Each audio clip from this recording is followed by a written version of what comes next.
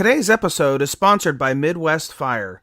For more than 20 years, Midwest Fire has been manufacturing high-quality tankers, tanker pumpers, and fire rescue vehicles in the United States and Canada. Keeping firefighters safe while enhancing their capabilities is what they do best. To learn more, go to MidwestFire.com.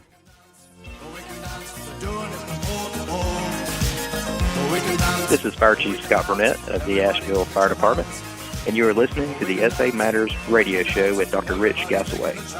The SA Matters mission is simple. They want to help us see the bad things coming in time to avoid bad outcomes.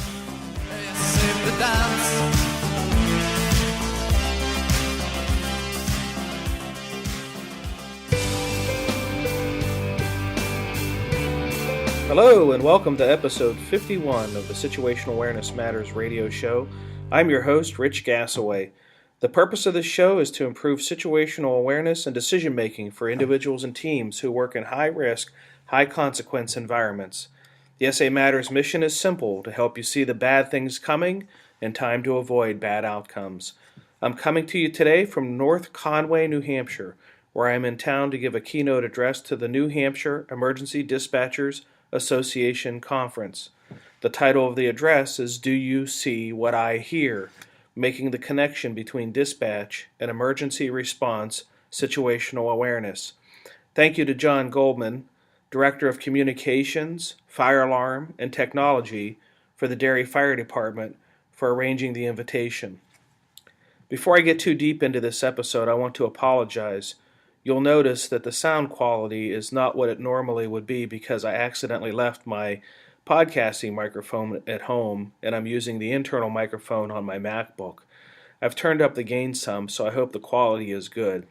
There may be some background noise too, as I'm in a hotel and there is a highway adjacent to the hotel. So again, I'm sorry if there are any distractions. This is a very special episode. I don't have a guest today. Rather, I'm going to take some time to discuss why we should seek first to understand and then to be understood. This was among Stephen Covey's 7 Habits of Highly Effective People, and it applies so aptly to us, the first response community. I'll explain more on the other side of the introduction. On Sunday, March 29th, Fresno Fire Captain Pete Dern was leading his crew across a roof to provide ventilation for the safety of attack crews when a catastrophic collapse dropped him into the inferno. Fellow firefighters rescued him within minutes, but he suffered 65 to 75% second and third degree burns across his body. Following the incident, a video quickly emerged and made its way across mainstream media and social media. I was encouraged by the outpouring of support, but I have to say that I was also repulsed by the number of firefighters who chose first to judge and speak poorly of Captain Dern and his department and their leadership. This episode is dedicated to Captain Dern and to all firefighters who, in the moment, make split-second decisions that, for any of us, at any time, could result in tragedy. Now, I do not hold any ill feelings against those who have chose to judge. For anyone who's attended the Mental Management of Emergencies program, you know that I, too, once was a judge. And I explain it this way as to why I judged. When I would see things that would go wrong, I would somehow be of the mindset that if I could judge the person who made the error, I would say that that person perhaps didn't have enough training, but I do. Or that person didn't have enough experience, but I do. Or that particular person was incompetent, but I'm not. And I used to use that kind of logic to convince myself that the bad things that I was seeing throughout my career that would happen to other people would somehow not happen to me. I did not realize at the time why I was doing it. I was mostly young and dumb and full of all of my ego and confidence and arrogance, thinking that I had it all figured out, that I had become that good as a firefighter, that those bad things that happened to others wouldn't happen to me, wouldn't happen to my co-workers, wouldn't happen to my department. I just didn't know any better. I do now, and I realize that those things can happen to any of us at any time. In the book that I wrote for Penwell Publishing, called Situational Awareness for Emergency Response, I provide an example of some questions that I now ask to help me frame my mind and my understanding as I look at near misses and casualty events. I want to share those questions with you because if you had a shred of judgment in your mind about Captain Dern, or about the Fresno Fire Department, or about their commanders, maybe asking these questions of yourself would help you to see things in a little different way. These are the questions directly from the book. What were the responders trying to accomplish at the time that things went wrong? What was the overall mission of the incident? And what role were the responders playing in advancing the mission when things went wrong? Why did it make sense for the responders to be doing what they were doing at the moment that things went wrong? What task or objective were the responders focused on that perhaps kept them from seeing the bad outcome on the horizon? Were there any distractions or interruptions that drew the responders' attention away from their task? Did the responders understand the overall incident goals and objectives, their role in the mission, and how other individuals and teams were going to influence that outcome? As I stopped judging and started asking the right questions, my mind opened up. And I realized that all that while, when I was judging others, I was not learning. Oh, I was learning how to be a judge of others. But I truly wasn't learning in the form of understanding why and how these bad things happen to good people, smart people, well-trained people, dedicated, and professional. As I see some of the things written on social media about the Fresno Fire Department and Captain Dern, it makes my heart ache because I know the responders who are saying these things, they don't know Captain Dern. They don't know him from Adam. And quite honestly, neither do I. I was just in California last week, and I got to learn about him through other firefighters who know him, but I've never met him. I don't know his qualifications. I don't know his skills. I don't know his credentials, but I know he has 25 years of experience on the Fresno Fire Department, and for me, that says a lot. It speaks a lot to his experience. It tells me his experience far exceeds my experience, and for that, he should be respected, not judged and criticized, not ridiculed and belittled as I have seen happen on social media. Shame on those firefighters who've chosen to take that path. And I feel sorry for them because their heart is full of hatred and their mind is full of judgment. And in that mindset, and in that heart set, they cannot learn. And it's what they don't learn from this that is the biggest tragedy of all. So here's my challenge to you. Take those questions that I posed and answer them as best you can. You're not really in the mindset of Captain Dern at the time that he went on that roof. But try to put yourself into his boots and part of his company. And imagine yourself being committed to a mission, to accomplish a task, to try to make things better. I'm pretty sure he did not go up on that roof to make things worse. I'm pretty sure he did not go up on that roof with the intention of falling through. It is so easy for us, all of us, on Monday morning to be such great judges and quarterbacks, and to criticize the coaches, and to criticize the decisions that are made. But truly, what are we learning when we do that? Absolutely nothing, other than how to have a heart full of hatred and judgment. And that's really not where we should be as firefighters. We should have hearts that are full of love and encouragement and support, not judging each other, but reaching out to each other and saying, how can I help you be better? How can you help me be better? And by judging, we're not helping each other to be better. We're just tearing each other down. So here's what I'm going to ask of you, the listeners of the SA Matters radio show, the readers of the SA Matters blog, and those who have attended my live programs.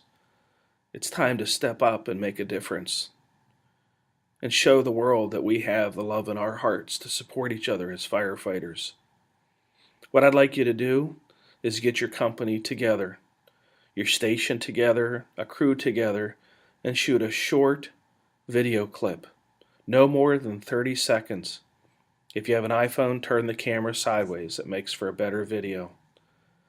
And record a short clip of your crew or your station giving support to Captain Dern, giving him some encouragement. And I will take those videos and I will assemble them together and I will send them to his family so that they can play them for him. When I was recently in California, I had a conversation with Steve Prisborowski, the Assistant Chief of Santa Clara County Fire Department. And Steve said how much encouragement photos that were being sent to Captain Dern had been giving him and his family. Well, I want to up it one. I want to send him a video. I want him to see the fire service is squarely behind them. You can send those videos to support@richgasaway.com, and I will include that email address in the show notes for this episode. To find the show notes, just go to the homepage of samatters.com, or you can go to samatters.com/51. It's support@richgasaway.com. Now, I would like to put this video together in relatively short order, so I'm going to put a deadline of 2 weeks from when this episode airs. This episode will air on April 14th, 2015. So if you want to shoot and send a video to me no more than 30 seconds in length, send it to me by April 28th. I will assemble those videos together and make a little show to provide to Captain Dern's family. I'm also going to include in the show notes a link where you can go and make a donation in support of Captain Dern and his family. The donation website has already raised over $136,000, and I think that's phenomenal. He's got a long road ahead of him. He's got an expensive road ahead of him. It's completely plausible that he will never be able to return to his beloved career as a firefighter again. That's going to leave him with a lot of expenses and a lot of money needed to care for his family. Step up. Give something. $5, $10, $20. If every person who was connected with me on my website or on social media, Twitter, Facebook, LinkedIn, is a member of the SA Matters community where they have signed up to be a member, if every one of those people just gave $5, we would raise over $140,000 for Captain Dern and his family. In the show notes, I've also included a link to the Facebook page for Fresno Fire Department. There are some scrupulous groups out there who are allegedly raising money for the benefit of Captain Dern. Visit their Facebook page and you'll see that some of those are not authorized to raise that money. And I offer you a word of caution to be careful who you give to. Okay, so there's 2 action items here. 1, shoot a short video clip, 30 seconds or less, your crew, your company, or your department offering your support and encouragement to Captain Dern. And 2, open up your purse strings, open up your wallet, and give a donation for the benefit of his family. It's the right thing to do. He's taken a lot of criticism for just doing his job. Let's show him that we support him. Okay, before I close this episode, I want to take a moment to thank the recent SA Matters Tour Stop hosts. Your efforts to bring situational awareness and decision-making classes to your region are greatly appreciated. The United States Forest Service and the McCall Smoke Jumpers and Wildland Management personnel, the Sunnyvale Department of Public Safety, the Vacaville Fire Department, the California Fire Exploring Conference, the Santa Clara County Fire Department, and the New Hampshire Emergency Dispatchers. If you're interested in attending an upcoming SA Matters tour stop, just head over to SA Matters website, click on the blue box on the right side that says Upcoming Events. Here's hoping there's a tour stop near you and we'll get a chance to meet up. I'm working hard to recruit new members to the SA Matters community of learners, and I'd like to have you as a member if you're not already.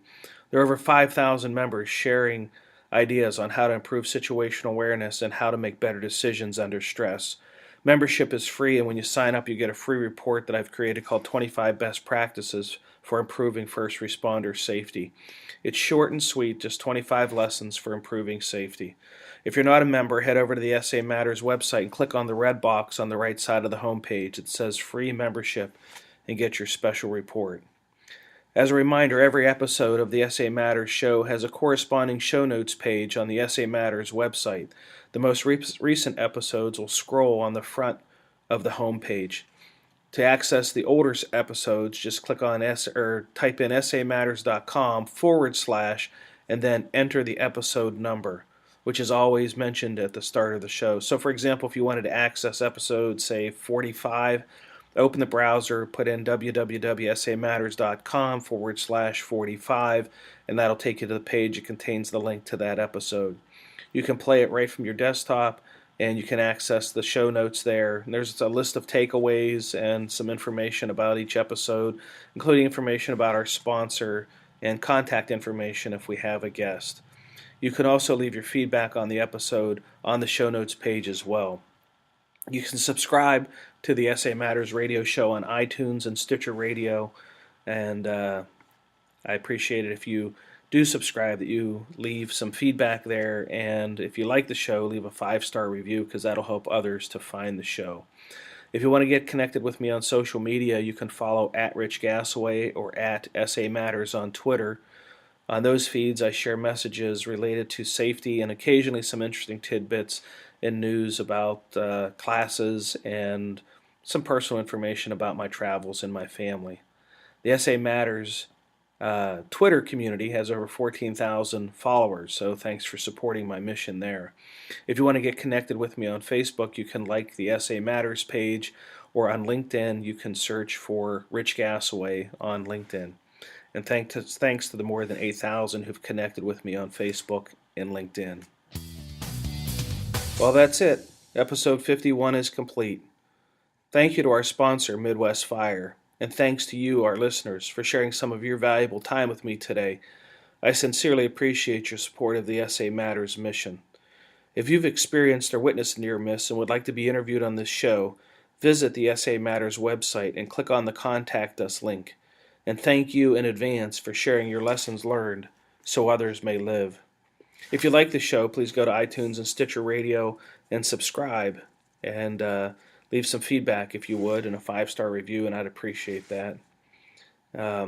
If you're interested in learning more about situational awareness, consider becoming a member. Just click on the red box on the right side that says membership and free gift. Be safe out there, and may the peace of the Lord and strong situational awareness be with you always. You've been listening to the Situational Awareness Matters radio show with Dr. Richard B. Gassaway. If you are interested in learning more about situational awareness, human factors, and decision-making under stress, visit samatters.com. If you are interested in booking Dr. Gassaway for an upcoming event, visit his personal website at richgassaway.com.